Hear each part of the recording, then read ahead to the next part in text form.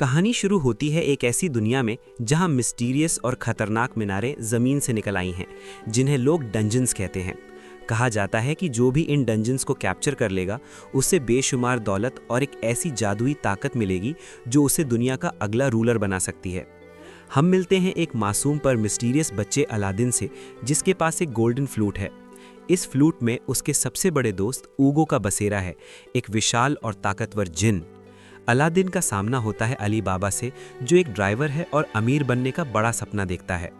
अली बाबा Aladdin की magical powers को देखकर उसे प्रपोज करता है कि वो दोनों मिलकर एक डंजन कैप्चर करेंगे, पर उन्हें ये नहीं पता कि इस रास्ते में उनका सामना सिर्फ मॉन्स्टर से नहीं बल्कि उनकी अपनी किस्मत और पुरानी दुश्मनी से भी होने वाला है। क्या ये दोनों मासूम दोस्त इस भीड़ भाड़ वाली दुनिया में बड़े हीरोज बन पाएंगे? ये डंजन की गहराई उन्हें हमेशा के लिए निगल लेगी। कहानी का आगाज एक वीरान और पुरानी जगह से होता है, जहां हमें एक ब्लू हेड बच्चा दिखाया जाता है। उसके चारों तरफ मैजिकल स्पिरिट्स का एक ऑरा है जो इस माहौल को काफी मिस्टीरियस बनाता है। उसके ठीक सामने एक जाइगेंटिक ब्लू सेलेस्टियल फिगर खड़ा है, जो असल में एक पावरफुल जिन है। ये एंटिटी उसे एक चॉइस देती है कि उसकी कोई भी एक इच्छा पूरी की जाएगी। हमारा प्रोटैगनिस्ट, जो अपनी पहचान से अनजान है, उससे सवाल करता है कि वो कौन है और उसका मकसद क्या है, लेकिन वो एंटिटी सिर्फ उसकी विश पर फोकस करती है। जैसे ही वो बच्चा अपनी विश रिवील करने वाला होता है, कहानी हमें सस्पेंस में छोड़ते हुए आगे बढ़ जाती है। इसके बाद हमें एक बिजी मार्केट प्लेस का नज़ारा दिखाया जाता है। यहाँ हमारा दूसरा लीड कैरेक्टर, जिसके येलो हेयर हैं, लोगों के साथ मिलकर काम कर रहा है। वो अपने काम को लेकर काफ़ी डेडिकेटेड दिखता है, लेकिन जब वो अपने कैरेज के पास वापस लौटता है तो वहाँ का सीन बिल्कुल अनएक्सपेक्टेड होता है। वही ब्लू हेड बॉय वहाँ बैठा सुकून से फ्रूट्स कंज्यूम कर रहा होता है। जब हमारा हीरो उससे कन्फ्रंटेशन करता है तो वो बच्चा बड़े काम तरीके से अपना नाम अलादीन बताता है। इन दोनों के बीच की ये कॉन्वर्सेशन तब रुक जाती है जब एक एरोगेंट और इन्फ्लुएंशियल व्यक्ति वहाँ एंटर करता है। अलादीन की इस हरकत को देखकर वो शख्स काफ़ी गुस्से में आ जाता है और यहीं से कहानी में एक नया टेंशन क्रिएट होता है। लेकिन अलादीन बिल्कुल बेफिक्र होकर खा रहा होता है। यहीं हमें रिवील होता है कि इस येलो हेयर्ड लड़के का नाम अली बाबा है। सीन में एक ऑकवर्ड मोमेंट तब आता है जब अलादीन अपना चेहरा उस मोटे मर्चेंट के चेस्ट से साफ करने लगता है, ये कमेंट करते हुए कि भाई तुम्हारे चेस्ट कितने सॉफ्ट हैं। ये हरकत देखकर अली बाबा तुरंत अलादीन को वहां से खींचता है और पूछता है तू ये क्या कर रहा है। लेकिन तब तक वो मर्चेंट गुस्से में आ चुका होता है और अली बाबा को सजा के तौर पर एक जोरदार किक मारता है। रात का वक्त होता है और अली बाबा अपनी किस्मत को कोस रहा होता है, जबकि अलादीन अभी भी उसके बैग से सप्लाईज खत्म कर रहा होता है। इतना छोटा सा बच्चा, लेकिन इसकी एपेटाइट काफी बड़ी है। तभी अलादीन अपने नॉर्मल अटायर में आता है और हमें उसके गले में लटकी हुई एक गोल्डन फ्लूट यानी बांसुरी नजर आती है, जिस पर एक स्टार का निशान बना होता है। ये फ्लूट इस स्टोरी का एक क्रूशियल एलिमेंट होने वाली है, जो आगे चलकर काफी बड़े राज खोलेगी। इसके बाद अली बाबा अलादीन को डंजन्स के कॉन्सेप्ट के बारे में समझाता है। वो बताता है कि कुछ साल पहले दुनिया भर में अचानक से ये मिस्टीरियस टावर्स जमीन से निकल आए। कहा जाता है कि इन डंजन्स के अंदर अनगिनत खजाना, गोल्ड और मैजिकल आइटम्स छुपे हैं। जो कोई भी इन्हें कॉन्कर करता है उसे मिलती है इमेंस वेल्थ और एक डिन वेसल, एक ऐसा मेटल वेसल जिसमें से जिन निकलता है और ओनर की विश पूरी करता है। ये सुनने के बाद अलादीन वहां सो जाता है। अगली सुबह ये दोनों अपने मिशन के लिए निकल पड़ते हैं। अली बाबा का टारगेट है वो डंजन जिसका नाम है आमन। अली बाबा का प्लान सिंपल है, इस डंजन को कॉन्कर करना, दुनिया का सबसे अमीर आदमी बनना और लाइफ की सारी लग्जरीज एंजॉय करना। सफर के दौरान अलादीन अचानक एक पिंक हेड गर्ल से टकराता है। अली बाबा थोड़ा इम्प्रेस होकर उससे बात करने की कोशिश करता है, लेकिन वो लड़की उसे कम्प्लीटली इग्नोर कर देती है और चुपचाप निकलने लगती है। तभी अलादीन नोटिस करता है कि उस लड़की के पैरों में हेवी चेन्स बंधी हुई हैं, जो ये सिग्निफाई करता है कि इस दुनिया में स्लेवरी अभी भी एग्जिस्ट करती है। ये देखकर अलादीन से रहा नहीं जाता। वो तुरंत अपनी फ्लूट निकालता है और एक स्पेसिफिक साउंड वेव क्रिएट करके उस लड़की की चेन्स को तोड़ देता है, उसे आज़ाद कर देता है। ये साइट देखकर अली बाबा के होश उड़ जाते हैं। वो घबराकर अलादीन पर चिल्ला उठता है, तूने ये क्या किया? क्योंकि एक स्लेव को आजाद करना उन्हें बड़ी मुसीबत में डाल सकता था। और अब इन दोनों के लिए प्रॉब्लम्स बढ़ने वाली थी। वहाँ वो मोटा मर्चेंट जमील गुस्से में तमतमाता हुआ आता है और अली बाबा के चेहरे को एक नींबू की तरह निचोड़ते हुए चिल्लाता है, ओए तुझे अंदाजा भी है तूने क्या किया है? तूने मेरी सबसे वैल्यूएबल स्लेव को भगा दिया। अब इस नुकसान की भरपाई कौन करेगा? ये बोलकर वो अली बाबा को बुरी तरह पीटना शुरू कर देता है। अपने दोस्त को पिटता देख अलादीन को गुस्सा आ जाता है। वो तुरंत अपनी फ्लूट बजाता है और उसमें से 2 ह्यूज ब्लू मैजिकल हैंड्स निकलते हैं। ये हाथ एक जोरदार क्लैप यानी ताली मारते हैं, जिससे एक स्ट्रॉन्ग शॉक वेव क्रिएट होती है। इस अटैक से वो मर्चेंट बुरी तरह डर जाता है और टेंशन में आकर वहीं बेहोश हो जाता है। यहाँ हमें कंफर्म होता है कि अलादीन कोई मामूली बच्चा नहीं है। इस इंसिडेंट के बाद दोनों वहां से भागकर एक शांत जगह यानी गटर एरिया में छुप जाते हैं। यहाँ अलादीन रिवील करता है कि वो ब्लू जायंट जो हमने स्टार्ट में देखा था वो एक्चुअली उसका दोस्त ऊगो है, एक जिन जो उसकी फ्लूट के अंदर रहता है। ये सुनकर अली बाबा के होश उड़ जाते हैं। उसको रियलाइज होता है कि अलादीन के पास एक मेटल वेसल है जो एक लेजेंडरी आइटम है और सिर्फ डंजन कॉन्करर्स के पास होता है। अली बाबा के दिमाग की बत्ती जलती है। वो सोचता है अगर मैं इस बच्चे को अपने साथ मिला लूं तो डंजन क्लियर करना इजी हो जाएगा। तो वो अलादीन को मनाने के लिए कहता है, हे छोटे, तुम्हें ब्यूटीफुल गर्ल्स पसंद है ना? अगर तुम मेरी हेल्प करोगे तो मैं तुम्हें दुनिया की सबसे सुंदर लड़कियों से मिलवाऊंगा।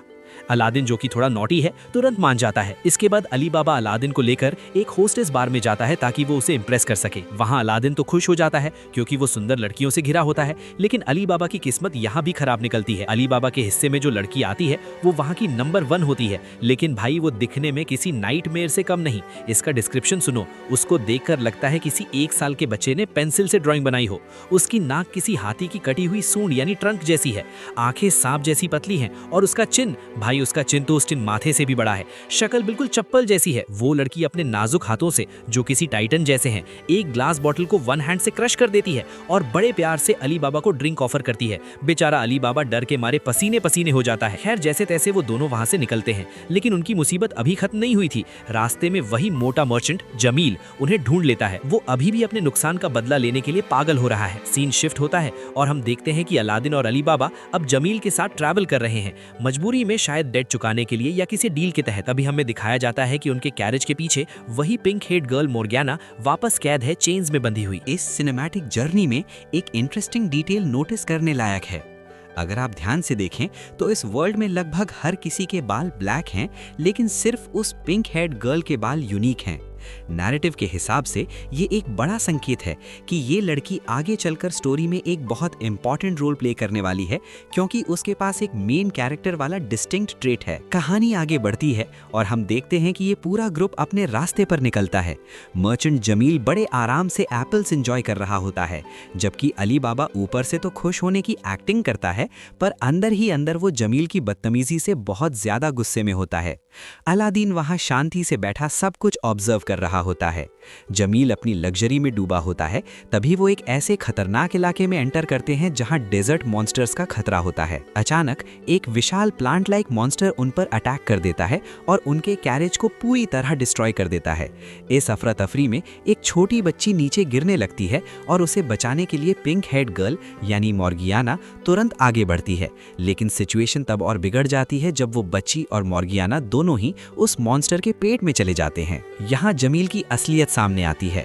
वो बच्ची को बचाने के बजाय अपनी वाइन और मर्चेंडाइज को प्रोटेक्ट करने में लगा होता है।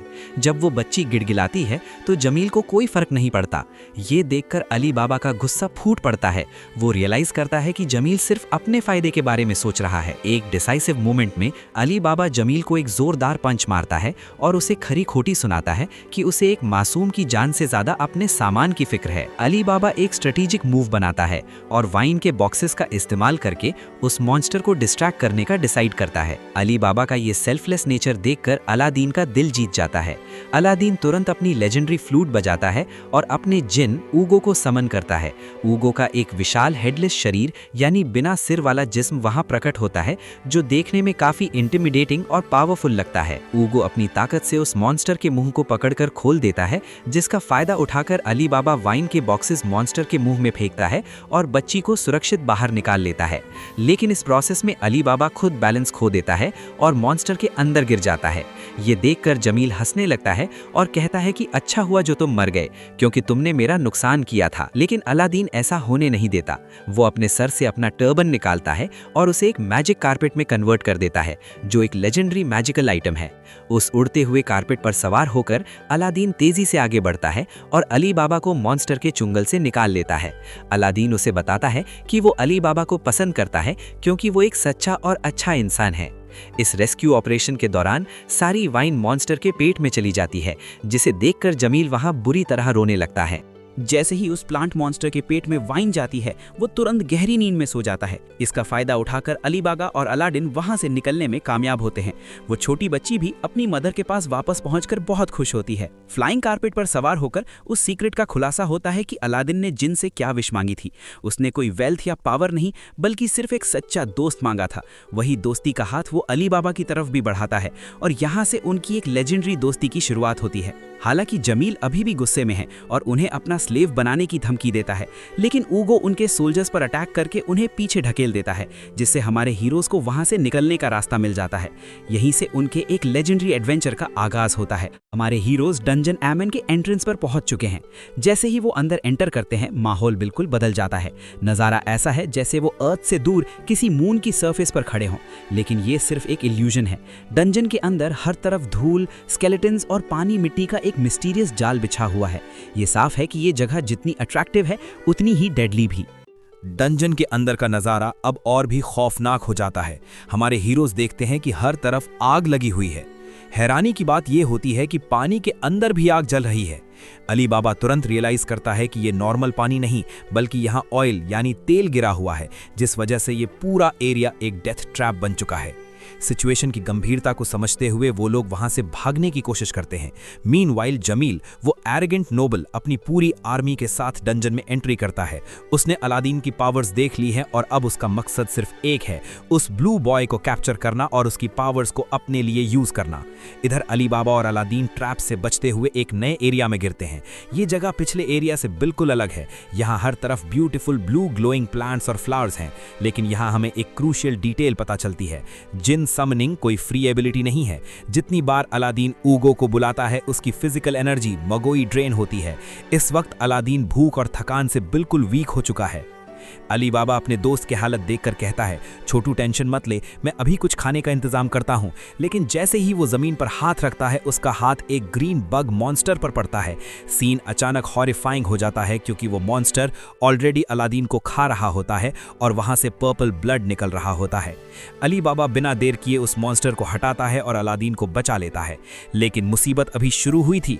वहां मौजूद सारे एग्स एक साथ हैच हो जाते हैं और हजारों छोटे मॉन्स्टर्स उन पर हमला बोल देते हैं। अली बाबा अपना डैगर निकालता है और लड़ना शुरू करता है। शुरू में ये मॉन्स्टर्स उसे काफी वीक लगते हैं, जैसे किसी गेम के लेवल 10 मॉब्स हों, और वो बड़ी आसानी से उन्हें काटता चला जाता है। लेकिन मॉन्स्टर्स की गिनती खत्म होने का नाम नहीं लेती और अली बाबा का स्टैमिना जवाब देने लगता है। तभी एक शॉकिंग ट्रांसफॉर्मेशन होता है। सारे बचे हुए छोटे मॉन्स्टर्स पिघलकर यानी मेल्ट होकर एक दूसरे से जुड़ने लगते हैं और एक जायंट स्लाइम मॉन्स्टर का फॉर्म ले लेते हैं। ये नया क्रीचर देखने में बेहद घिनौना और ताकतवर लगता है। हमारे हीरोज को मजबूरन छुपना पड़ता है। सिचुएशन क्रिटिकल होती देख अलादीन फैसला करता है कि वो अपनी बची कुची ताकत से वापस ऊगो को समन करेगा। ऊगो प्रकट होता है और मॉन्स्टर पर अटैक करता है, लेकिन अलादीन की एनर्जी कम होने की वजह से ऊगो के अटैक्स में वो पावर नहीं होती। ये देखकर अलादीन हार नहीं मानता। वो अपनी फ्लूट में पूरी जान फूंक देता है ताकि ऊगो को फुल पावर सप्लाई कर सके। जैसे ही कनेक्शन स्ट्रांग होता है, ऊगो को एक मैसिव एनर्जी बूस्ट मिलता है और वो अपने फुल रेज मोड में उस जायंट मॉन्स्टर पर टूट पड़ता है। अली बाबा उस ग्रीन मॉन्स्टर को डिस्ट्रॉय कर देता है, लेकिन इस फाइट में अलादीन अपनी सारी एनर्जी यूज कर चुका होता है और बेहोश होकर गिर जाता है। अली बाबा तुरंत उसे सेफ जगह पर ले जाता है, उसे पानी पिलाता है और होश में लाने की कोशिश करता है। तभी अली बाबा की नजर अलादीन की फ्लूट पर पड़ती है, जिस पर एक स्टार का निशान बना होता है। वो एक्साइटमेंट में फ्लूट बजाने की कोशिश करता है, पर उससे कोई आवाज नहीं निकलती। वो खुद पर ही फ्रस्ट्रेट होकर बोलता है, मैं भी क्या कर रहा हूँ यार, मेरे पास तो कोई मैजिकल पावर है ही नहीं। अली बाबा वहां बैठा सोच ही रहा होता है कि आगे क्या करना चाहिए। तभी उसे कुछ लोगों के आने की आहट सुनाई देती है।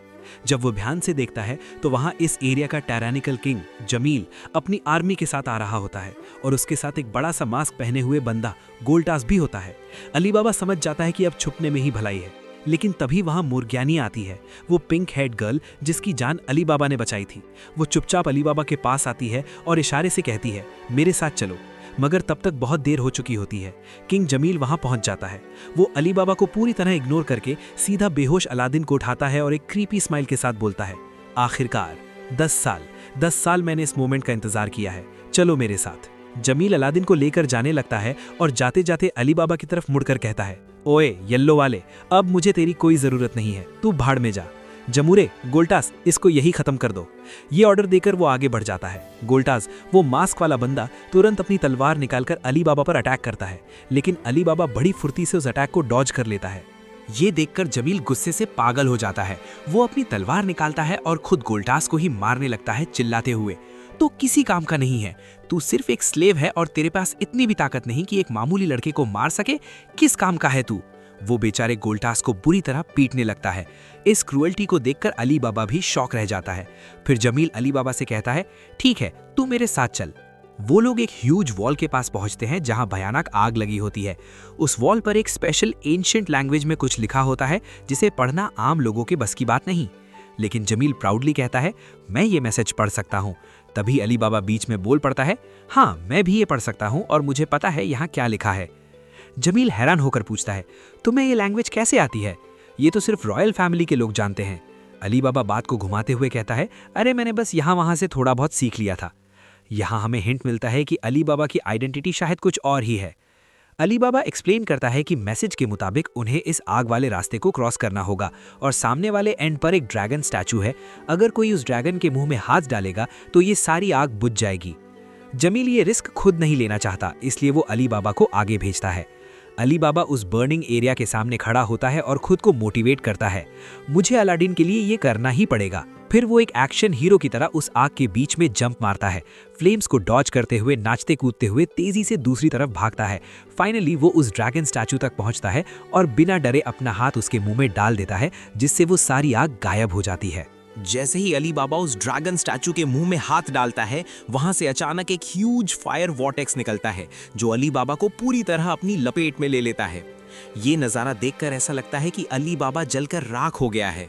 जमील राहत की सांस लेता है और कहता है, चलो, आखिरकार इस मुसीबत से छुटकारा मिला। इसके बाद जमील अलादीन के पास जाता है और उसे मैनिपुलेट करने की कोशिश करता है। वो एक झूठी कहानी बनाता है, छोटू, तुम्हें पता नहीं था, लेकिन वो येलो हेयर्ड लड़का अली बाबा असल में एक चोर था। वो तुम्हारी गोल्डन फ्लूट चुराकर भागने की कोशिश कर रहा था, इसलिए मैंने उसे पकड़कर भगा दिया और तुम्हारी फ्लूट अब मेरे पास सेफ है। लेकिन अलादीन, जो इंसान की फितरत पहचानने में माहिर है, जमील की इन बातों पर बिल्कुल भी यकीन नहीं करता। जमील फिर अपने दो इंपॉर्टेंट एसेट्स को इंट्रोड्यूस करता है, गोल्टस, मास्क्ड मैन, और मोर्गियाना, पिंक हेड गर्ल। वो बताता है कि ये दोनों उसके स्लेव्स हैं जिन्हें उसने बहुत महंगी कीमत पर खरीदा है। वो मोर्गियाना को ऑर्डर देता है कि वो अलादीन पर नज़र रखे और खुद आगे बढ़ जाता है। अलादीन इस मौके का फ़ायदा उठाता है और मोर्गियाना से बात करने की कोशिश करता है। शुरू में मोर्गियाना उसे कम्प्लीटली इग्नोर करती है, लेकिन अलादीन अपनी इनोसेंस से उसका ध्यान खींच ही लेता है। धीरे धीरे मोर्गियाना ओपन अप होती है और अपनी बैक स्टोरी बताती है। वो रिवील करती है कि वो डार्क कॉन्टिनेंट से बिलोंग करती है, जो यहाँ से बहुत दूर है। बचपन में उसे किडनैप कर लिया गया था और तब से वो स्लेवरी में है। वो अपने होमलैंड, वहाँ के एनिमल्स और पीसफुल नेचर को बहुत मिस करती है। अलादीन उसकी आंखों में दर्द देखता है और ऑफर करता है, तुम वापस अपने घर जा सकती हो, मैं तुम्हें तुम्हारे देश लेकर चलूंगा। लेकिन मोर्गियाना उदास होकर कहती है, नहीं, मैं नहीं जा सकती, मैं एक स्लेव हूँ और मेरी किस्मत यहीं बंधी है।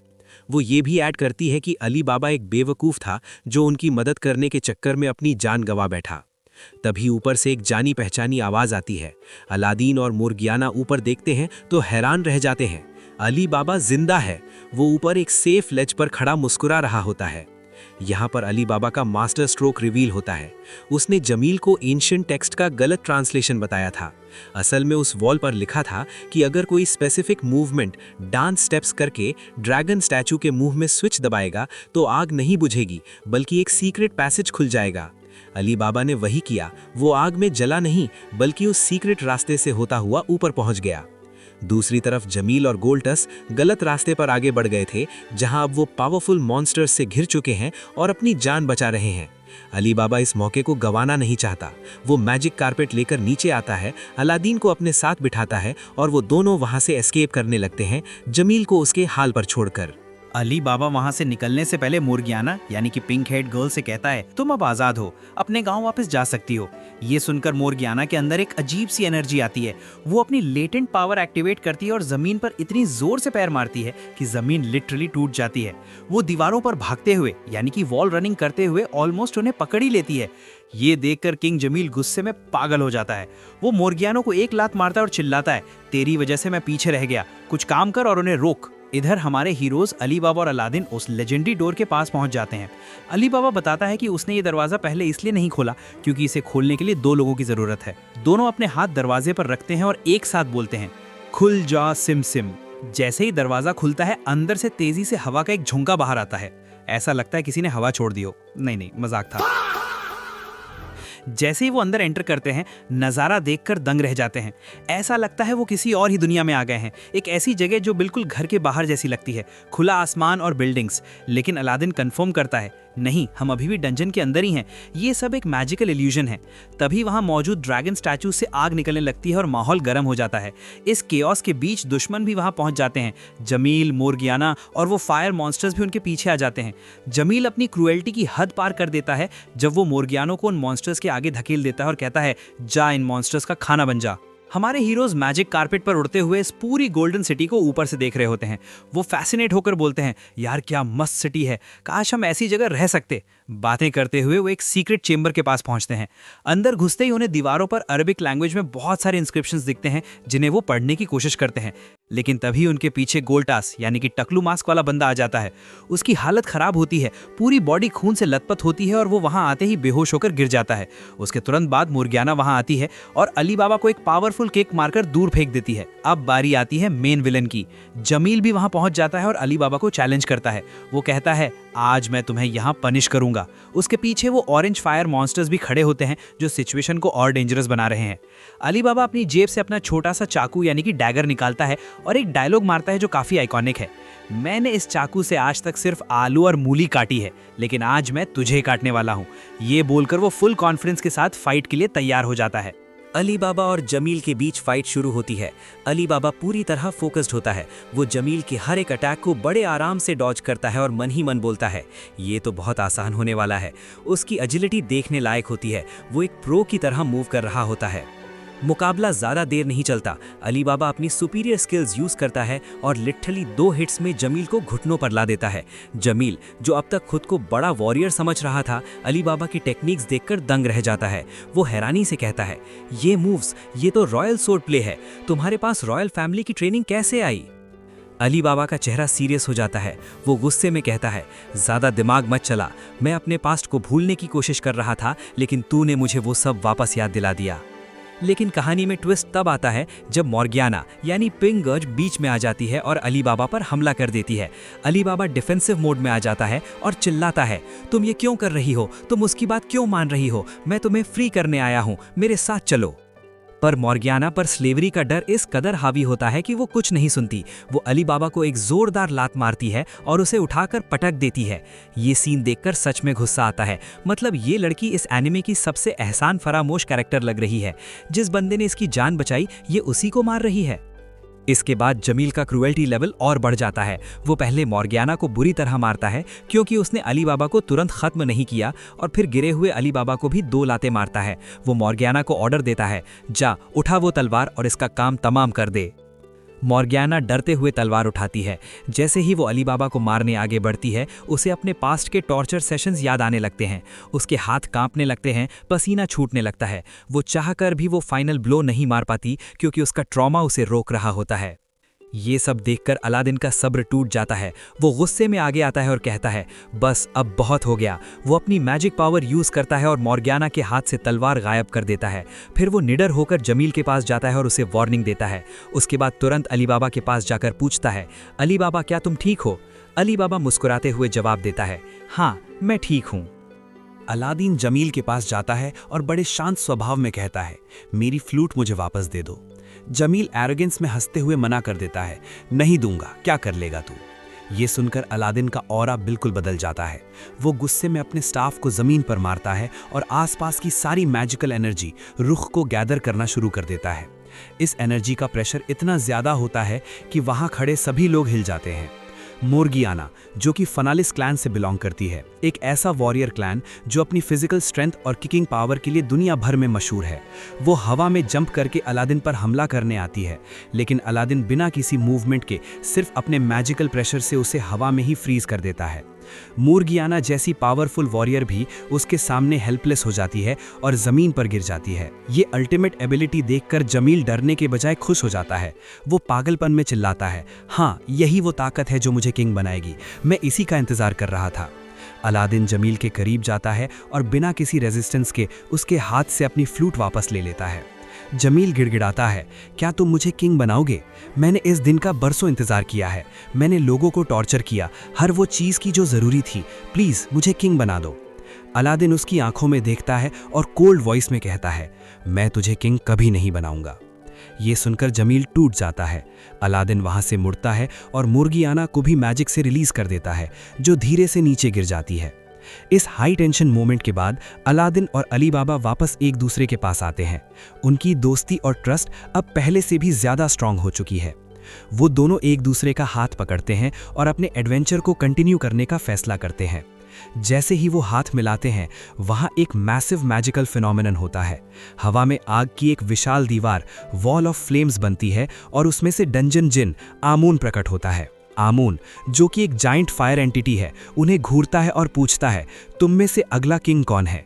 फिर वो अलादीन की तरफ देखता है और कहता है, नहीं, वो तुम नहीं हो, तुम तो एक मैगाई हो। यहाँ पर सीरीज का सबसे बड़ा रेवलेशन होता है। आमून एक्सप्लेन करता है कि अलादीन कोई मामूली जादूगर नहीं, बल्कि एक मैगाई है, एक ऐसा लेजेंडरी बीइंग जो किंग्स को चुनता है, और अली बाबा वो है किंग कैंडिडेट। आमून झुककर अलादीन को रिस्पेक्ट देता है और बोलता है, आपसे मिलकर खुशी हुई मिस्टर मैगाई। एमोन उन्हें कॉन्ग्रेचुलेट करता है, तुम लोगों ने इस डंजन को क्लियर कर लिया है, अब यहाँ का सारा खजाना और पावर तुम्हारी है, तुम लोग अब ऑफिशियली डंजन कैप्चरर्स बन चुके हो। इसके बाद एमोन एक बहुत बड़ा राज खोलता है। वो अलादीन की तरफ देखकर कहता है, मैजाए कोई आम जादूगर नहीं होता, मैजाए वो एंटिटी है जो अपना किंग चूज करता है, और अलादीन तुम एक मैजाए हो और तुमने अपना किंग चूज किया है अली बाबा। एमोन अनाउंस करता है कि वो अब अली बाबा की पावर बनेगा, लेकिन खुशी का ये पल ज्यादा देर तक नहीं टिकता। अचानक पूरा डंजन हिलने लगता है। हमें दिखाया जाता है कि बाहर से किसी ने एक पावरफुल स्पेल कास्ट किया है और एक पर्पल मैजिक सर्कल पूरे डंजन को घेर लेता है। एमोन चिल्लाता है, ये डंजन टूटने वाला है, तुम लोग यहाँ से फौरन निकलो, और वो अपनी पावर रिलीज करके उन्हें बचाने की कोशिश करता है। हमारे हीरोज खजाना लेकर वहां से निकलने ही वाले होते हैं कि अली बाबा मोर्गियाना से कहता है, मोर्गियाना तुम भी हमारे साथ चलो। लेकिन तभी गोल्टास, जो टकलू मास वाला बंदा था, एक हीरोइक डिसीजन लेता है। वो जमील को जकड़ लेता है और मोर्गियाना से कहता है, तुम जाओ और अपनी जिंदगी जियो, इस प्रिंस को जीने का कोई हक नहीं है, ये लोगों के लिए खतरा है, मैं इसे अपने साथ लेकर यहीं खत्म हो जाऊंगा। भाई, इस मोमेंट पे गोल्टास ने मेरा रिस्पेक्ट जीत लिया। वो अपनी तलवार से मोर्गियाना की चेन्स काट देता है और उसे आजाद कर देता है। मोर्गियाना रोते हुए हमारे हीरोज के पास जाती है और पीछे छत गिरने से गोल्टास और जमील मलबे रॉक्स के नीचे दबकर मर जाते हैं। जैसे ही वो लोग बाहर की तरफ भागते हैं, एमोन अपनी फिजिकल फॉर्म छोड़कर एनर्जी में कन्वर्ट हो जाता है और अली बाबा के डैगर, छोटी तलवार, के अंदर समा जाता है। बाहर निकलते ही हमें उस तबाही के पीछे का असली चेहरा दिखता है, एक ब्लैक हेड मैन जुदार, जो हवा में अपने मैजिक कारपेट पर उड़ रहा होता है। उसके चारों तरफ एक ऑमिनस ऑरा है और वो एक प्योर विलन की तरह दिख रहा है। वो वहां से गायब हो जाता है, लेकिन ये क्लियर है कि ये बंदा आगे चलकर बड़ा प्रॉब्लम बनने वाला है। फाइनली अली बाबा और अलादीन सेफ जगह पर पहुंचते हैं, ढेर सारे सोने चांदी के साथ। वो प्लान बनाते हैं कि अब वो सिंदबाद के देश जाएंगे। याद है ना, मैंने स्टार्ट में सिंदबाद का नाम लिया था। जब वो आएगा तो सीरीज का लेवल ही अलग हो जाएगा। अली बाबा थोड़ा इमोशनल होकर कहता है, यार मैं तो एक डरपोक हूँ, मैंने तुम्हें कितनी बार मुसीबत में डाला। लेकिन अलादीन मुस्कुराते हुए उसे समझाता है, नहीं, तुम डरपोक नहीं हो, तुम मेरे किंग हो। तुम कावर्ड नहीं हो, मैंने देखा है कि तुमने कैसे मोर्गियाना को बचाने के लिए अपनी जान की बाजी लगा दी थी। तुम एक सच्चे किंग हो। ये सुनकर दोनों एक प्रॉमिस करते हैं कि वो आगे के सारे एडवेंचर्स एक साथ करेंगे। लेकिन किस्मत को कुछ और ही मंजूर था। अचानक उनका मैजिक कारपेट अनस्टेबल हो जाता है और वो दोनों अलग अलग डायरेक्शंस में उड़ जाते हैं। अली बाबा कहीं और गिरता है और अलादीन कहीं और। हमें दिखाया जाता है कि अली बाबा वापस उस सिटी में पहुंच चुका है, लेकिन अब वक्त बदल चुका है। वो सारा खजाना लेकर वापस आया है और अब वो किसी प्रिंस की तरह अपने कैसल में बैठा है। टेबल्स टर्न हो चुके हैं। वो लोग जो पहले पावर में थे आज अली बाबा के नीचे हैं। यहाँ तक कि वो चप्पल जैसी शक्ल वाली लड़की यानी एलिजाबेथ और बाकी स्टाफ अब अली बाबा की सेवा में लगे हैं। तभी एक सर्वेंट आकर बताता है कि कोई उससे मिलने आया है। अली बाबा बाहर जाकर देखता है तो वो मॉर्गियाना होती है। वो इमोशनल होकर अली बाबा को थैंक यू बोलती है। आपने हम सब के लिए जो किया वो कोई नहीं कर सकता था। आपने सारे स्लेव्स को आज़ाद कर दिया और उन्हें जीने का नया मकसद दिया। आप हमारे हीरो हैं। अली बाबा खुश होता है, लेकिन उसकी आंखों में एक कमी साफ दिखती है। वो आसमान की तरफ देखकर बोलता है, अलादीन, हम डेफिनेटली वापस मिलेंगे। दूसरी तरफ अलादीन अपनी नींद से जागता है। वो खुद को एक टेंट यानी यर्ट के अंदर पाता है। उसके सामने एक बूढ़ी दादी या बाबा बैठी होती हैं जो उसके लिए जूस बना रही होती हैं। ये दादी काफ़ी मिस्टीरियस हैं। वो सिर्फ अपनी एक आंख से देखती हैं और दूसरी आंख हमेशा बंद रखती हैं। लेजेंड कहता है कि जिस दिन उनकी दूसरी आंख खुलेगी दुनिया में कुछ बड़ा और खतरनाक होगा। दादी अलादीन को बताती हैं, मैंने तुम्हें बेहोश देखा तो यहाँ ले आई। फिर वो हवा में उड़ रही गोल्डन बटरफ्लाइज की तरफ इशारा करती हैं और कहती हैं, मैं देख सकती हूँ कि ये रुख तुम्हारे आसपास घूम रहे हैं। तुम इस रुख के लिए बहुत खास हो। तुम्हें इनका फेवर मिला हुआ है। तभी टेंट के अंदर कुछ और लोग आते हैं और हमें पता चलता है कि ये कोई आम गांव नहीं बल्कि कोगा क्लैन का इलाका है, एक वॉरियर ट्राइब। बाहर ढेर सारे घोड़े और सोल्जर्स इकट्ठा हो जाते हैं। माहौल थोड़ा टेंस हो जाता है क्योंकि उन्हें लगता है अलादीन कोई दुश्मन या स्पाई है। एक सोल्जर आगे आकर पूछता है, ये बच्चा कौन है? क्या ये कोई जासूस है जो हमारे राज जानने आया है? अलादीन बिना डरे अपनी इनोसेंट स्माइल के साथ जवाब देता है, नहीं नहीं, मैं कोई स्पाई नहीं हूँ, मैं तो बस एक दूर के गाँव से आया हूँ। अलादीन जब उस क्लैन के एक मेंबर से अपने गांव वापस जाने का रास्ता पूछता है तो उसे पता चलता है कि अगर वो पैदल गया तो उसे पूरे 2 साल लग जाएंगे। ये सुनकर अलादीन का दिल टूट जाता है, लेकिन बाबा दादी उसे संभालती हैं और बताती हैं कि टेंशन लेने की जरूरत नहीं है। अगर वो घोड़े पर सवार होकर जाए तो सिर्फ 2 हफ्ते में पहुंच सकता है। रात के वक्त क्लैन में ग्रैंड पार्टी होती है जहाँ सब लोग खाने पीने और नाच गाने में मशगूल होते हैं। ये देखकर अलादीन थोड़ा इमोशनल हो जाता है। वो सोचता है कि ये कितनी प्यारी फैमिली है जबकि वो इस दुनिया में बिल्कुल अकेला है। बाबा उसके मन की बात समझ जाती हैं और बड़े प्यार से कहती हैं, नहीं बेटा, तुम अकेले नहीं हो, तुम भी अब हमारी फैमिली का हिस्सा हो। ये सुनकर अलादीन खुशी से बाबा को हक कर लेता है। फाइनली अलादीन को वो फैमिली मिल चुकी थी जिसका वो इंतजार कर रहा था। अगली सुबह हमें अलादीन का वही क्यूरियस और फनी साइड दिखने को मिलता है। वो इतना इनक्विजिटिव है कि एक घोड़ी का दूध डायरेक्टली सोर्स से पीने की कोशिश करने लगता है, जिसे देखकर क्लैन के लोग दंग रह जाते हैं। ये सीन काफी हिलेरियस है क्योंकि वहाँ मौजूद घोड़े का बच्चा भी अलादीन को ऐसे देखता है जैसे कह रहा हो, भाई ये मेरा हिस्सा है, तू क्यों पी रहा है? इसी बीच हमें एक साइड प्लॉट दिखाया जाता है जहां एक स्पाइकी हेड वॉरियर छोटे भाई जैसा कैरेक्टर अपनी क्रश से बात कर रहा होता है। वो लड़की काफी मासूमियत से कहती है कि वो बस एक शांति प्रिय जिंदगी जीना चाहती है जहां उन पर कोई खतरा ना हो। नैरेटिव में ये एक बड़ा डेथ फ्लैग है जो आने वाली मुसीबत की तरफ इशारा करता है। स्टोरी में ट्विस्ट तब आता है जब अलादीन गलती से एक तेज घोड़े पर सवार हो जाता है और वो घोड़ा उसे लेकर तेजी से भागने लगता है। तभी वहाँ एक ग्रेसफुल और पावरफुल प्रिंसेस हकुई रेन एंटर करती है और अलादीन को उस घोड़े से बचाती है। जल्द ही रिवील होता है कि ये कोई मामूली लड़की नहीं बल्कि एक पावरफुल एम्पायर की प्रिंसेस है जो यहाँ एक डिप्लोमेटिक मिशन पर आई है। वो क्लैन के लीडर से मिलकर एक प्रपोजल रखती है कि कोगा क्लैन उनके एम्पायर को ज्वाइन कर ले ताकि उन्हें प्रोटेक्शन मिल सके। लेकिन क्लैन की वॉरियर्स इस बात से नाराज हो जाते हैं। उन्हें लगता है कि ये उन्हें स्लेव बनाने की एक साजिश है। बाबा दादी भी इस ऑफर को रिजेक्ट कर देती हैं और अपने पुराने स्ट्रगल्स और हार्डशिप्स की याद दिलाती हैं। माहौल तब गर्म हो जाता है जब स्पाइकी हेड वॉरियर की क्रश उनके लिए खाना लेकर आती है। प्रिंसेस के साथ आया एक अजीब सी दाढ़ी वाला सबॉर्डिनेट जो दिखने में काफी एरोगेंट है उस लड़की पर अटैक कर देता है और खाना फेंक देता है, ये कहकर कि उनकी प्रिंसेस ऐसा लोकल खाना नहीं खाएगी। स्पाइकी वॉरियर गुस्से में उस पर हमला करने वाला होता है, लेकिन क्लैन के बाकी लोग उसे रोक लेते हैं ताकि बात और न बिगड़े। प्रिंसेस हकुई भी तुरंत इंटरवीन करती हैं और अपने उस बदतमीज सबॉर्डिनेट को रुकने का ऑर्डर देती हैं। सीन शिफ्ट होता है प्रिंसेस के टेंट में जहां वो अपने उस बदतमीज सबॉर्डिनेट को बुरी तरह स्कोल्ड करती हैं। वो साफ करती हैं कि उनका मकसद कोगा क्लैन के साथ एक मजबूत और पीसफुल रिलेशनशिप बिल्ड करना है, ना कि उन पर जुल्म करना। वो डिसाइड करती हैं कि वो अगली सुबह वापस जाएंगी और इस मामले को दोस्ती से सुलझाने की कोशिश करेंगी। प्रिंसेस हकुई वापस अपने टेंट में बैठी होती है, सोच रही होती है कि इस मैटर को पीसफुली कैसे हैंडल किया जाए। तभी वहां अलादीन अपने मैजिक कारपेट पर उड़ते हुए आ जाता है और बड़े कैजुअल तरीके से पूछता है, और कैसी हो मेरी प्रिंसेस? प्रिंसेस थोड़ा सरप्राइज होती है, लेकिन अलादीन बिना वक्त जाया किए सीधा मुद्दे पर आता है। वो रिक्वेस्ट करता है, प्लीज तुम बाबा और उनकी फैमिली पर हमला मत करो। वो लोग बहुत अच्छे हैं और तुम्हारे साथ दुश्मनी नहीं चाहते। अगर बाबा को कुछ हुआ तो मुझे सच में बहुत बुरा लगेगा। अलादीन फिर एक इम्पॉर्टेंट ऑब्जर्वेशन शेयर करता है, बाय द वे मैं तुम्हें देखकर समझ चुका हूँ कि तुमने भी एक डंजन क्लियर किया है ना? प्रिंसेस स्माइल करती है और कंफर्म करती है, हाँ मैंने किया है और तुम टेंशन मत लो, मैं बाबा और उनकी फैमिली को बिल्कुल डिस्टर्ब नहीं करूंगी। मैं उनके साथ एक पीसफुल रिलेशनशिप ही चाहती हूँ। तभी अलादीन नोटिस करता है कि प्रिंसेस के आसपास ढेर सारी स्पिरिट बटरफ्लाइज यानी रुख उड़ रही हैं। ये देखकर वो कॉन्फिडेंट फील करता है और कहता है, मैं समझ चुका हूँ कि तुम एक अच्छी इंसान हो। ये बोलकर वो वहाँ से निकल जाता है, ये प्रॉमिस करके कि वो वापस आएगा। अगले सीन में हम उसे अपने जिन यानी ऊगो के कंधे पर बैठकर जाते हुए देखते हैं।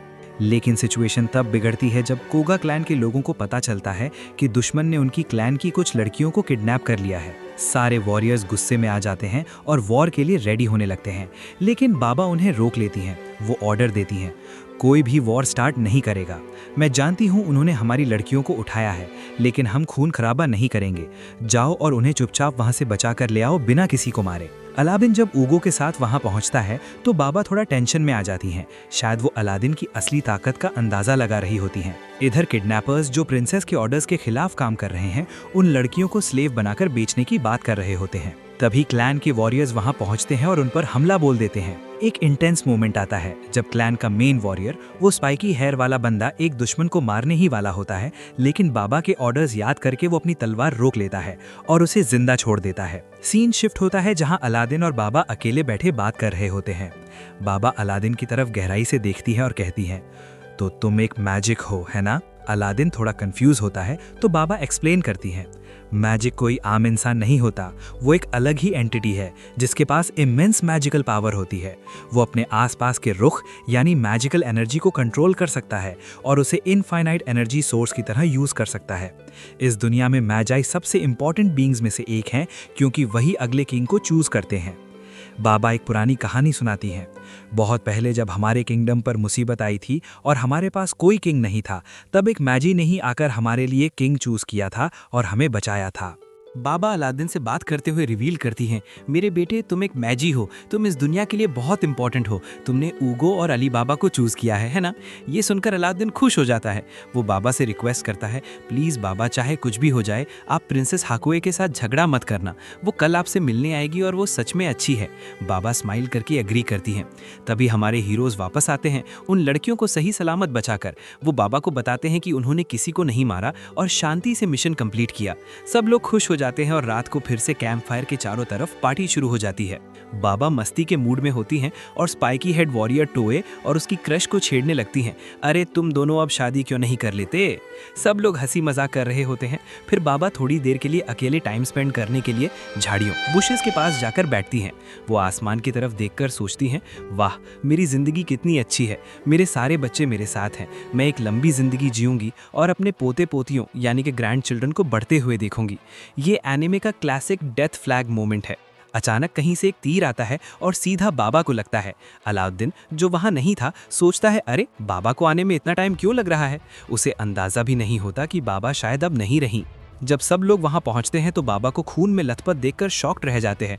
अलाउद्दीन रोते हुए बाबा को अपनी पीठ पर उठाता है और भागता है ताकि उन्हें फर्स्ट एड दे सके। क्लैन के बाकी लोग गुस्से से पागल हो जाते हैं। अब हमें कंफर्म होता है कि वो दाढ़ी वाला बंदा रियोसाई ही असली मास्टरमाइंड है। वो अपने 4 भरोसेमंद सोल्जर्स को इकट्ठा करता है और अपना पूरा इविल प्लान रिवील करता है। वो कहता है, ये सब कुछ मेरे प्लान के मुताबिक हो रहा है। पहले मैंने लड़कियों को किडनैप करवाया, फिर बाबा को तीर मरवाया और अब अपने ही आदमी को मारकर प्रिंसेस को ये यकीन दिलाया कि हम खतरे में हैं। रियोसाई का असली मकसद प्रिंसेस की मदद करना नहीं, बल्कि उसे रास्ते से हटाना है ताकि वो आर्मी का कमांडर बन सके। वो अपने सोल्जर्स को ऑर्डर देता है, जैसे ही प्रिंसेस नेगोशिएशन के लिए वहां पहुंचे, तुम लोग चुपके से उस पर हमला करके उसे मार देना और सारा इल्जाम कोगा क्लैन पर डाल देंगे। दूसरी तरफ प्रिंसेस हकुई शांति का पैगाम लेकर अकेले ही कोगा क्लैन की तरफ बढ़ती है। कोगा के लोग जो गुस्से में हैं उस पर तीर चलाना शुरू कर देते हैं। एक तीर उसके पास से गुजरता है, लेकिन वो बिना डरे बिना रुके आगे बढ़ती रहती है। वो अपने घोड़े से उतरती है और हाथ ऊपर करके कहती है, मैं यहाँ लड़ने नहीं बात करने आई हूँ। लेकिन भीड़ में से एक वॉरियर का गुस्सा कंट्रोल नहीं होता। वो आगे आकर प्रिंसेस के मुंह पर चाकू से हमला करता है। प्रिंसेस डॉज नहीं करती। वो चाकू उसके गाल यानी कि चीक को जख्मी करता है और उसके लंबे बालों को काट देता है।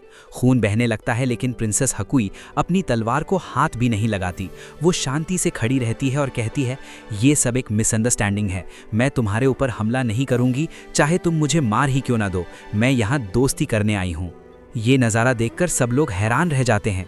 तभी वहाँ बाबा आती हैं। वो बुरी तरह जख्मी हैं, चलने की हालत में नहीं है, लेकिन फिर भी वो वहाँ पहुँचती हैं। वो अपने लोगों पर चिल्लाती हैं, तुम लोग ये क्या कर रहे हो, रुको।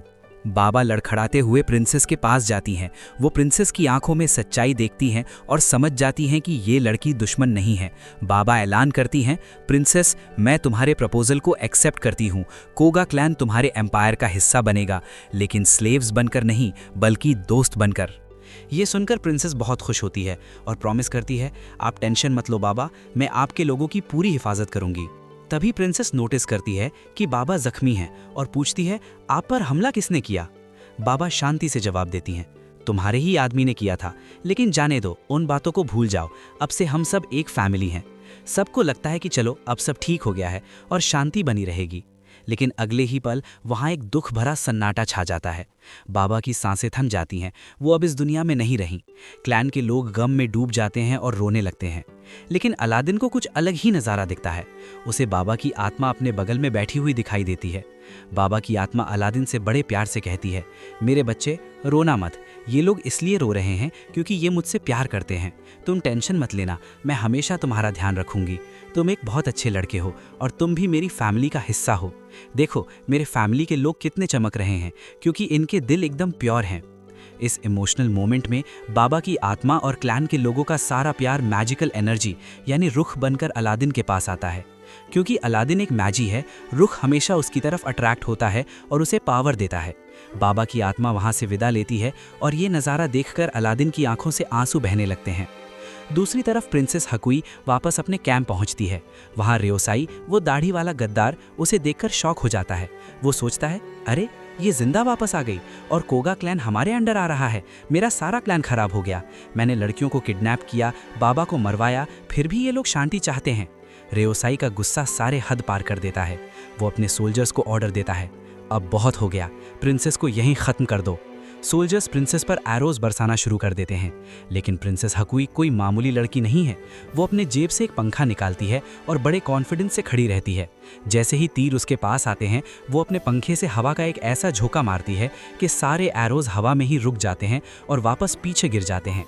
यहाँ कन्फर्म हो जाता है कि प्रिंसेस के पास भी मैजिकल पावर्स हैं और वो लड़ने के लिए तैयार है। अब बैटलफील्ड पर केओस मचा होता है। प्रिंसेस हाकुई के सामने दुश्मन रियोसाई के सोल्जर्स एक एक करके आते हैं, लेकिन वो उन्हें अपने पास फटकने भी नहीं देती। उसकी faithful assistant blue head girl सेशुन अपनी आइस ब्लेड्स निकालती है और चिल्लाती है, खबरदार अगर किसी ने मेरी प्रिंसेस को हाथ भी लगाया। प्रिंसेस हाकुई, जो अब अपने जिन इक्विप फॉर्म में है, बेहद ताकतवर दिख रही है। वो ऐलान करती है, मैं तुम गद्दारों को यहाँ से जिंदा नहीं जाने दूंगी। ये बोलकर वो अपने पंखे से टॉर्नीडोज क्रिएट करती है जो दुश्मनों को हवा में उड़ा देते हैं। लेकिन तभी अलादीन का गोल्डन फ्लूट चमकने लगता है। वो हैरान होकर सोचता है, अरे ये चमक क्यों रहा है? उसे एहसास होता है कि पास में ही एक इंटेंस बैटल चल रही है और रुख डिस्टर्ब हो रहा है। वहाँ प्रिंसेस पर एरोस की बारिश हो रही होती है। शुरू में तो वो और सेशुन मिलकर एक बड़ा टॉर्नेडो बनाकर अटैक्स को रोक लेते हैं, लेकिन प्रॉब्लम ये होती है कि जिन इक्विप यूज करने से उनकी मगोई यानी कि मैजिकल एनर्जी तेजी से ड्रेन हो रही होती है। अचानक प्रिंसेस की ताकत जवाब दे जाती है और वो कमजोर होकर जमीन पर गिर जाती है। रियोसाई, दाढ़ी वाला ट्रेटर, इस मौके का फायदा उठाता है। वो अपने सोल्जर्स से कहता है, यही मौका है, प्रिंसेस को पकड़ लो और खत्म कर दो। सोल्जर्स प्रिंसेस को घेर लेते हैं और उस पर हमला करने ही वाले होते हैं। प्रिंसेस गुस्से में होती है क्योंकि वो लोग सेशुन को भी मार रहे होते हैं। वो अपनी बची कुची ताकत से तलवार उठाकर रियोसाई पर हमला करती है, लेकिन एक एरो उसे लगता है और वो बुरी तरह इंजर्ड हो जाती है। रायसाई अपनी तलवार लेकर आगे बढ़ता है। वो प्रिंसेस के गले पर तलवार रखता है और बस उसे मारने ही वाला होता है। बूम! वहाँ एक जबरदस्त एक्सप्लोजन होता है। धुएं के बीच से अलादीन अपने ऊगो के साथ एंट्री मारता है। अलादीन गुस्से में चिल्लाता है, तुम लोग कर क्या रहे हो? ऊगो बिना वक्त जाया किए रायसाई को एक जोरदार चमाट मारता है। वो स्लैब इतना पावरफुल होता है कि रायसाई चारों खाने चित हो जाता है और दूर जा गिरता है। हर तरफ आग लगी होती है। अलादीन भागकर प्रिंसेस के पास जाता है और बड़े प्यार से कहता है, मेरी प्यारी प्रिंसेस, तुम टेंशन मत लो, मैं तुम्हें बचाने आ गया हूँ। अलादीन रिवील करता है, मैं एक मैगाई हूँ और मैं जानता हूँ कि तुम कितनी अच्छी हो, तुम्हारे पास भी एक मैजिकल वेपन है। ये बोलकर अलादीन प्रिंसेस के पंखे को टच करता है और अपनी मैगाई शेयर करता है। जैसे ही वो टच करता है, पंखे में से एक फीमेल जिन बाहर निकलती है। ये है पेमन, जिन ऑफ मनाइकल लव एंड केओस। वो बाहर आते ही कहती है, मेरा नाम पेमन है और मैं अपनी क्वीन की सर्वेंट हूँ। कैसी हैं आप मेरी क्वीन? लेकिन यहाँ सीन थोड़ा फनी हो जाता है। जैसे ही पेमन बाहर आती है, अलादीन का जिन ऊगो भी बाहर आ जाता है। पेमन ऊगो को देखकर थोड़ा फ्लर्टेशियस हो जाती है और ऊगो शर्माकर अजीब बिहेव करने लगता है। मतलब हद है यार, यहाँ सीरियस बैटल चल रही है, लोग मर रहे हैं और ये दोनों जिन्स अलग ही रोमांस और ड्रामा में लगे हैं। तुम लोग ये प्यार मोहब्बत बाद में कर लेना, पहले दुश्मन को तो देख लो। खैर, पेमन वापस सीरियस होती है। वो प्रिंसेस को बड़े प्यार से होल्ड करती है और कहती है, मेरी क्वीन मेरे लिए सबसे इम्पॉर्टेंट है। और वैसे तुम्हारा किंग कैंडिडेट कहाँ है छोटू मैगाई? ये तो मेरी किंग कैंडिडेट है। अली बाबा को कोगा क्लैन से एक स्पेशल गिफ्ट मिलता है, बाबा की वो आइकॉनिक छड़ी स्टाफ। क्लैन के लोग अली बाबा से कहते हैं, तुम इसका ध्यान रखना, बाबा भी यही चाहती थी। उसके बाद वो लोग अली बाबा को बहुत सारा खाना देते हैं और एक रात चुपके से उसे वहां से रवाना कर देते हैं। अली बाबा सबको थैंक यू और गुड बाय बोलकर अपने नए सफर पर निकल पड़ता है। इसके बाद सीन शिफ्ट होता है मॉर्गियाना पर। वो अभी भी उस कैरावेन के साथ ट्रैवल कर रही है जो उसने रेस्क्यू किया था। मॉर्गियाना उन लड़कियों के साथ मिलकर फ्रूट्स बेचने में मदद कर रही है। वो सबको थैंक यू बोलती है, लेकिन वो लड़कियां कहती हैं, तुम हमें थैंक यू मत बोलो, तुम तो अब हमारी बहन जैसी हो। वो डिसाइड करते हैं कि वो सब मिलकर उस जगह जाएंगे जहां से मॉर्गियाना अपने होमलैंड डार्क कॉन्टिनेंट जा सके। लेकिन अगले दिन जब वो लड़कियां सामान बेचने मार्केट जाती हैं तो उन्हें पता चलता है कि कुछ गुंडे वहां आ गए हैं जो उन्हें अपना बिजनेस करने नहीं दे रहे। तभी उनमें से एक लड़की गलती से एक आदमी से टकरा जाती है। यह आदमी कोई आम इंसान नहीं बल्कि एक स्लेव ट्रेडर होता है जो 4-5 लोगों को चेन्स में बांध कर ले जा रहा होता है। ये नज़ारा देखकर मॉर्गियाना और बाकी लड़कियों को बहुत गुस्सा आता है, लेकिन वो कुछ कर नहीं पाते। रात को मॉर्गियाना अकेली बैठी होती है और अपने पैरों पर लगे चेन्स के निशान देख रही होती है। उसे अपना पेनफुल पास्ट याद आता है, कैसे वो जमील उसे टॉर्चर करता था, कैसे वो उसे मारता पीटता था। वो यादें उसे आज भी हॉन्ट करती हैं। तभी उसके पास वाली लड़की येलो हेड गर्ल आती है और उसे कंसोल करती है। वो बताती है, टेंशन मत लो, मैं भी एक टाइम पर ऑलमोस्ट स्लेव बन चुकी थी। तब मुझे इस ब्लैक हेड लेडी लेला ने बचाया था जिसके माथे पर बिंदी है। तब से वही मेरी देखभाल कर रही है। लेला वहां आती है और मॉर्गियाना से कहती है, तुम फिक्र मत करो, मैं हमेशा तुम्हारा ध्यान रखूंगी। तीनों मिलकर हंसते हैं और खुशी खुशी सो जाते हैं। यहाँ हमें मॉर्गियाना की सॉफ्ट साइड देखने को मिलती है। अगले दिन मॉर्गियाना एक लोकल अंकल से पूछती है कि उसका देश काटर्ग यहाँ से कितना दूर है। अंकल बताते हैं कि वो बहुत ज़्यादा दूर है और रास्ता खतरनाक है क्योंकि बीच में बलबत पड़ता है जहां अभी हालात ख़राब हैं। मॉर्गियाना डिटरमिन्ड होती है कि वो चाहे कुछ भी हो जाए वो अपने देश वापस जाएगी। सीन शिफ्ट होता है उस स्लेव ट्रेडर के हाइडआउट पर। वहां का बॉस एक मोटा आदमी है जो बिल्कुल वन पीस के किजारू एडमिरल जैसा दिखता है, बस मोटा वर्जन। वो लोग वहां पार्टी कर रहे होते हैं। मॉर्गियाना वहां पहुंचती है और सीधा अंदर घुस जाती है। वो कामली उनसे कहती है, मैं चाहती हूं कि तुम लोग ये स्लेव ट्रेड बंद कर दो और यहां से चले जाओ। लेकिन वो गुंडे उसकी बात पर हंसते हैं। वो मोटा बॉस आगे आता है और कहता है, छोटी बच्ची, तू यहाँ कर क्या रही है? भाग जा यहाँ से वरना तुझे भी बेच दूंगा। वो मॉर्गियाना पर हमला करने की कोशिश करता है, लेकिन मॉर्गियाना अब वो डरपोक स्लेव नहीं रही। वो अपनी फैनलिस स्ट्रेंथ यूज करती है और एक ही पावरफुल किक और पंच में उस मोटे बॉस को वहीं ढेर कर देती है। ये सीन देखकर बाकी गुंडे शॉक हो जाते हैं। भाई, ये बंदा तो पहाड़ जैसा था, एक ही पंच में कैसे गिर गया? इसके बाद बाकी गुंडे मॉर्गियाना पर टूट पड़ते हैं, लेकिन मॉर्गियाना उनके लिए किसी नाइटमेयर से कम नहीं होती। वो एक एक करके सबको डिस्ट्रॉय करती है। किसी की हड्डी तोड़ती है, किसी की पसली, रिब्स। वो लिटरली उन्हें खिलौनों की तरह फेंक रही होती है। तभी वो ट्रेडर जो बॉस था होश में आता है और मॉर्गियाना की फाइटिंग स्किल्स देखकर पहचान लेता है। वो चिल्लाता है, अरे ये तो फनालिस है, वो लेजेंडरी फाइटिंग ट्राइब। मुझे ये लड़की हर हाल में चाहिए, ये तो बहुत वैल्यूएबल स्लेव बनेगी। वो अपने पालतू क्रोज यानी कौवे को भेजता है। ये नॉर्मल कौवे नहीं होते, इनके दांतों में पॉइजन होता है। एक कौवा मॉर्गियाना के हाथ पर काट लेता है। मॉर्गियाना को दर्द होता है, लेकिन पॉइजन का असर तुरंत शुरू हो जाता है। वो कमज़ोर पड़ने लगती है और बेहोश होकर गिर जाती है।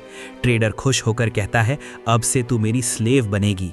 जब मोर्गियाना होश में आती है तो वो वापस चेन्स में बंधी होती है। उसे वही पुराने दिन याद आने लगते हैं जब जमील उसे मारता था।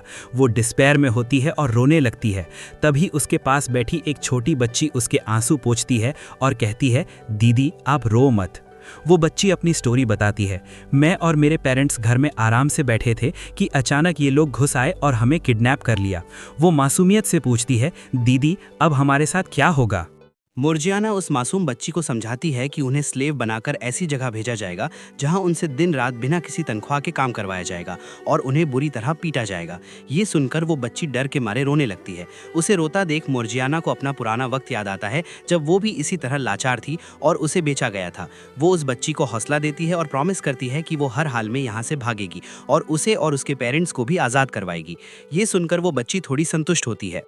इधर कैरेवान की बाकी लड़कियां मोर्जियाना के लिए बेहद परेशान हैं। उन्हें लगता है कि मोर्जियाना किडनैप हो चुकी है और वो ऐलान करती हैं कि अगर मोर्जियाना को कुछ भी हुआ तो वो दुश्मनों के खिलाफ जंग शुरू कर देंगी। इसी बीच कैद में उस छोटी बच्ची की तबीयत अचानक खराब हो जाती है। मोर्जियाना उस बेरहम वाइट स्लेव ट्रेडर को बुलाती है और बच्ची की मदद करने की दरख्वास्त करती है, लेकिन वो ट्रेडर बच्ची को चेक करके बड़ी बेशर्मी से कहता है कि ये लड़की अब मरने वाली है और ये किसी काम की नहीं रही, इसलिए वो उसे अपने कुत्तों का खाना बना देगा। वो बच्ची को बाहर ले जाता है और उसे एक बैम्बू से बांधकर नीचे लटका देता है। उसके नीचे भूखे म्यूटेंट डॉग्स और वुल्व्स होते हैं जिनकी 6-6 आंखें हैं। ये नज़ारा बेहद डरावना होता है। मोर्गियाना ये देखकर गुस्से और दर्द में चिल्लाती है और रिक्वेस्ट करती है कि उस बच्ची पर ऐसा जुल्म ना किया जाए। उस वक्त मोर्गियाना को अपना सारा पास्ट ट्रॉमा याद आने लगता है। तभी वहाँ गॉल्टास, वो मास्क वाला वॉरियर की स्पिरिट प्रकट होती है और मोर्गियाना को मोटिवेट करती है कि वो अब स्लेव नहीं है, वो आज़ाद है। इस मोटिवेशन से मोर्गियाना के अंदर एक नई पावर अनलॉक होती है। जैसे ही दुश्मन उस बच्ची को कुत्तों के सामने फेंकते हैं, मोर्गियाना एक पावरफुल डबल जंप मारती है और हवा में गोल घूमते हुए नीचे आती है। वो जमीन पर गिरते ही अपनी सारी लोहे की बेड़ियां यानी चेन्स तोड़ देती है और एक ऐसी दहाड़ मारती है कि उसके ऑरा से डरकर सारे म्यूटेंट डॉग्स वहां से भाग खड़े होते हैं। वो तुरंत आगे बढ़कर उस बच्ची को सुरक्षित बचा लेती है। अपना प्लान फेल होता देख वो ट्रेडर गुस्से में आ जाता है और कुछ स्पेशल पिंजरे यानी केजेस खोल देता है जिसमें से खतरनाक वाइट टाइगर्स निकलते हैं। इन टाइगर्स के दांतों में इंस्टेंट डेथ वाला पॉइजन होता है जिसका एक ही कट किसी की भी जान ले सकता है। लेकिन मोर्गियाना अब रुकने वाली नहीं थी। वो अकेली उन 5-6 जहरीले शेरों से भिड़ जाती है। वो अपनी फैनल स्ट्रेंथ का यूज करके उन्हें पावरफुल किक्स मारती है और एक एक करके उन सारे टाइगर्स को खत्म कर देती है। ये साइड देखकर उस स्लेव ट्रेडर की हालत खराब हो जाती है। मोर्गियाना उसके पास पहुंचती है और उसे धमकाकर सारी कीज यानी चाबियां छीन लेती है। वो सारे स्लेव्स के पास जाती है और उन्हें आज़ाद कर देती है। वो बच्ची और उसकी मां मिलकर मोर्गियाना को दिल से थैंक यू बोलती हैं, जिससे मोर्गियाना को काफ़ी सुकून मिलता है। लेकिन कहानी में ट्विस्ट तब आता है जब मोर्गियाना आगे बढ़ती है और देखती है कि बाकी स्लेव्स के बीच हमारा अलादीन भी बैठा है। अलादीन मोर्गियाना को देखकर खुश हो जाता है और कहता है, अरे मोर्गियाना, तुम्हें देखकर बहुत अच्छा लगा। मोर्गियाना हैरान रह जाती है और पूछती है, तुम कैसे किडनैप हो गए? अलादीन अपनी साइड की कहानी बताते हुए कहता है कि उसे खुद याद नहीं कि वो किडनैप कैसे हुआ। वो तो बस अपने रथ यानी कैरेज में आराम से खाना खा रहा था और वहीं सो गया। जब उसकी आंख खुली तो उसने खुद को इन लोगों के साथ बंदी यानी प्रिजनर बना हुआ पाया। तभी वहां एक शख्स आकर अलादीन को उसकी गोल्डन फ्लूट वापस कर देता है, जो अलादीन के लिए सबसे प्रेशियस चीज है। इसी बीच मोर्गियाना के कैरावान के लोग वहां हथियार लेकर पहुंच जाते हैं। वो लोग गुस्से में होते हैं और उन ट्रेडर्स पर वार करने के लिए तैयार होते हैं। लेकिन सिचुएशन को संभालने के लिए अलादीन तुरंत अपने जिन ऊगो को अनलॉक करता है। ऊगो को देखकर वो लोग ठिठक जाते हैं और उन्हें रियलाइज होता है कि ये वही लड़का है जिसने पहले भी उनकी मदद की थी। माहौल शांत हो जाता है और सब लोग वहां खुशी खुशी मिलते हैं। अलादीन इतना खुश होता है कि वो लैला यानी बिंदी वाली लड़की को हक कर लेता है और काफी देर तक उससे लिपटा रहता है। अगली सुबह अलादीन मोर्गियाना से कहता है कि अब वो अली बाबा से मिलने के लिए निकलने वाला है। वो मोर्गियाना से पूछता है, क्या तुम मेरे साथ चलोगी? मोर्गियाना बिना सोचे तुरंत हाँ बोल देती है। वो लोग कैरावान के साथ एक आखिरी पार्टी करते हैं, डांस करते हैं और फिर सबको गुड बाय बोलकर अपनी नई जर्नी पर निकल पड़ते हैं। दूसरी तरफ डेजर्ट में वही 3 गुंडे यानी स्लेव ट्रेडर्स प्यास से तड़प रहे होते हैं। तभी उन्हें एक अजीब नज़ारा दिखता है। एक इंसान जो ढेर सारे सोने के गहनों से लदा हुआ है वहां शांति से सो रहा है। वो लोग मौके का फायदा उठाते हैं और उस बंदे को पूरा लूट कर वहां से निकल लेते हैं।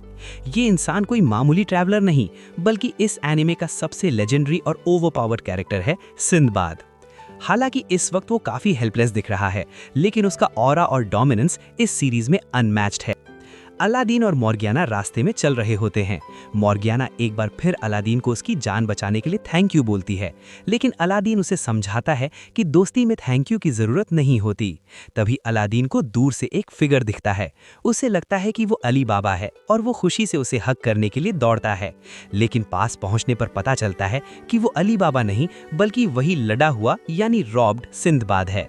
सिंदबाद इस वक्त बिल्कुल नेकेड है और उसने अपने मेन पार्ट को सिर्फ एक पत्ते से कवर किया हुआ है। ये सीन जितना सीरियस है उतना ही अजीब भी। आपका सवाल बिल्कुल वैलिड है कि वो पत्ता बिना किसी स्ट्रिंग या सहारे के वहां कैसे अटका हुआ है। बिना किसी विजिबल सपोर्ट के वो पत्ता वहां स्टक रहना इस एनिमे के सबसे बड़े मिस्ट्रीज में से एक है। सिंदबाद की एंट्री के साथ अब स्टोरी का स्केल और भी बढ़ने वाला है। सिंदबाद की वो रिप्ड बॉडी देखकर कोई भी हैरान हो जाए, लेकिन उस वक्त उसने खुद को सिर्फ एक पत्ते से ढका हुआ था। अलादीन को लगा ये कोई अजीब बंदा है, इसलिए वो तुरंत मॉर्गियाना को अपने पीछे छुपा लेता है और सिंदबाद को अपने कुछ स्पेयर कपड़े देता है ताकि वो अपनी डिग्निटी बचा सके। हमारी बैडएस मॉर्गियाना जो मॉन्स्टर से नहीं डरती, वो इस सिचुएशन में बेचारी शर्मा कर एक कोने में बैठ जाती है। सिंदबाद बताता है कि रास्ते में बैंडिट्स ने उसे लूट लिया और बिल्कुल इसी हाल में छोड़ दिया। तभी मॉर्गियाना को समुंदर की महक आती है और ये लोग तेजी से आगे बढ़ते हैं। उनके सामने बलबत का विशाल मंजर होता है। ये एक बेहद खूबसूरत मैरीटाइम सिटी है जहां चारों तरफ पानी और शिप्स हैं। सिटी के अंदर घुसते ही उन्हें दिखता है कि यहाँ के लोग और बच्चे अपनी लाइफ में काफ़ी बिजी हैं, लेकिन शहर के अंदर की तरफ घुसते ही गरीबी और टेंशन साफ नजर आने लगती है। सिंदबाद उन्हें सिटी के सबसे प्रीमियम होटल की तरफ लेकर जाता है और कहता है कि वो यहाँ आराम से रुक सकते हैं, लेकिन वहाँ के गार्ड्स उसे पहचानने से मना कर देते हैं। वो उसे एक मामूली ठरकी समझकर धक्के मारकर बाहर निकालने की कोशिश करते हैं, लेकिन तभी वहाँ 2 पावरफुल वॉरियर्स की एंट्री होती है जो माहौल को एकदम बदल देते हैं। ये है जाफर जिसने ग्रीन हैट पहनी है और मसरूर जो कि मॉर्गियाना के क्लैन का एक विशाल वॉरियर है जिसने गोल्ड आर्मर पहना है। ये दोनों रिवील करते हैं कि सिंदबाद कोई आम इंसान नहीं बल्कि सिंड्रिया का किंग है, लेकिन प्रॉब्लम ये है कि उनके किंग के सारे मैजिकल ट्रेजर्स यानी उनके मेटल वेसल्स चोरी हो चुके हैं, जिस वजह से वो इस वक्त कमजोर हैं। होटल में सेटल होने के बाद अलादीन नोटिस करता है कि ट्रेडिंग शिप्स रुकी हुई हैं। पता चलता है कि बलबाट का ट्रेड पूरी तरह बंद हो चुका है क्योंकि शहर पर बैंडिट्स का खौफ है। सिंदबाद बलबाट के असली रूलर किंग अहमद से मिलने जाता है। ये किंग देखने में किसी भालू और मेंढक के मिक्सचर जैसा लगता है और बेहद घिनौना है। वो बताता है कि फॉग ट्रूप नाम के बैंडिट्स ने शहर की इकोनॉमी बर्बाद कर दी है। वो एक मिस्टीरियस धुंध पैदा करके शिप्स को लूट लेते हैं और उन्हें पकड़ना नामुमकिन है। लेकिन सबसे बड़ी हैरानी तब होती है जब किंग बताता है कि उन बैंडिट्स का लीडर कोई और नहीं बल्कि अली बाबा है। अलादीन ये सुनकर शॉक हो जाता है और सोचने लगता है कि क्या उसका दोस्त सच में एक क्रिमिनल बन चुका है। बलबात की पॉलिटिक्स अब और भी गंदी होती जा रही है।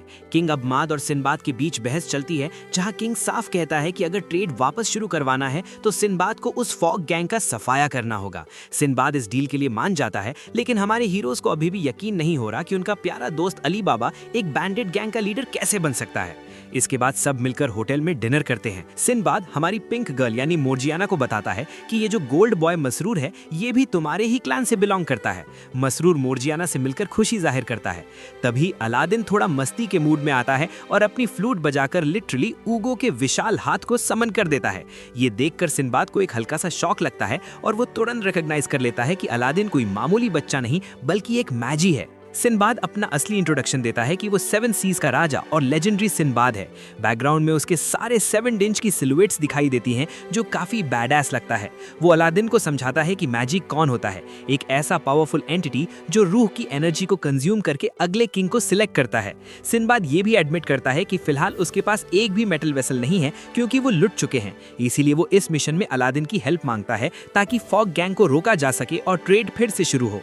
रात के वक्त सब लोग पार्क में एम्बुश के लिए रेडी होते हैं। ग्रुप्स डिवाइड होते हैं। एक तरफ जाफर, वाइट बॉय, अलादीन और मॉर्गियाना होते हैं और दूसरी तरफ सिंदबाद और मसरूर। सिंबाद को ठंड लग रही होती है तो वो मसरूर के पीछे छुपने की कोशिश करता है। तभी वहाँ वो मोटा किंग अहमद आता है जो बेशर्मी से चिकन खा रहा होता है। बलबत के लोग भूख और गरीबी से तड़प रहे हैं, लेकिन ये करप्ट किंग अपना झूठा चिकन एक गरीब लड़की पर फेंक देता है और उसे भिखारी बोलकर इंसल्ट करता है। सिंबाद उस लड़की को रोता देखकर वादा करता है कि वो बलबत में अच्छे दिन वापस लाएगा। अचानक माहौल बदलने लगता है और चारों तरफ पिंक लाफिंग गैस फैल जाती है। मॉर्गियाना सबको वार्न करती है कि इस गैस को मत सूंघना, क्योंकि ये लोगों को मज़ाहिया तरीके से हंसा देती है ताकि दुश्मन अटैक कर सके। जैसे ही विजिबिलिटी कम होती है, फॉग गैंग के बैंडिट्स धड़ धड़ अटैक करना शुरू कर देते हैं। जाफर चिल्लाता है कि दुश्मन आ चुके हैं और अब असली फाइट शुरू होने वाली है। तो दोस्तों, क्या अली बाबा सच में बदल चुका है या फिर इस फॉग ट्रूप की दोस्ती के पीछे कोई बहुत बड़ा दर्द छुपा है? अगली वीडियो में हम देखेंगे अली बाबा की वो इमोशनल बैक स्टोरी जो उसे स्लम्स से निकालकर बैलबैट का प्रिंस बनाती है। लेकिन क्या अलादीन और मोर्गियाना मिलकर अपने दोस्त को इस अंधेरे रास्ते से वापस ला पाएंगे? ये जानने के लिए पार्ट 2 का इंतजार करें। और हाँ, नीचे कमेंट करके बताओ कि पूरे वीडियो में मैंने कितनी बार अलादीन और अली बाबा के नाम में गड़बड़ की है। देखते हैं किसकी नज़र सबसे तेज़ है। वीडियो पसंद आई तो लाइक ठोको और चैनल को सब्सक्राइब करना मत भूलना। मिलते हैं अगले एडवेंचर में।